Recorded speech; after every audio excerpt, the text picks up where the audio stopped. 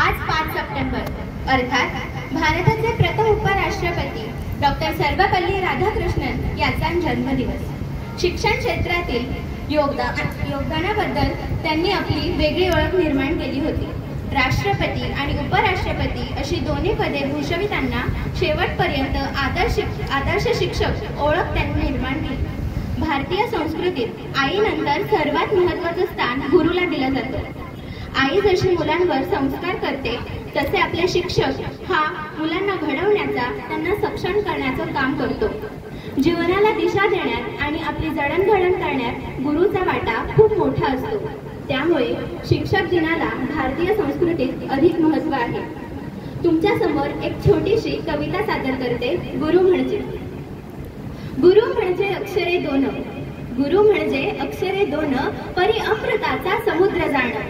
गुरु म्हणजे अक्षरे दोन, परी अमृताचा समुद्र जाण।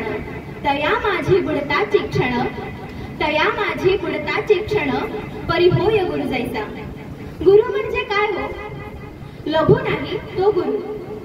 शिष्याच्या लघुत्व शोषून घेतो तो गुरु। शिष्याला गुरुत्व प्रदान करतो तो गुरु। भूतकालाचा दुवा व भविष्यकालाचा दिवा म्हणजे गुरु। नातांमधला सुगंध देणारं फूल म्हणजे गुरु। निष्ठेची रुजवात करणारं मूळ म्हणजे गुरु। नातांमधला सुगंध देणारं फूल म्हणजे गुरु। निष्ठेची रुजवात करणारं मूल म्हणजे गुरु। सदाचाराची पेरणारी फांदी म्हणजे गुरु। सदाचाराची फांदी पेरणारे फूल म्हणजे गुरु। जीवनाचा प्रवास घडवणारी वाट म्हणजे गुरु।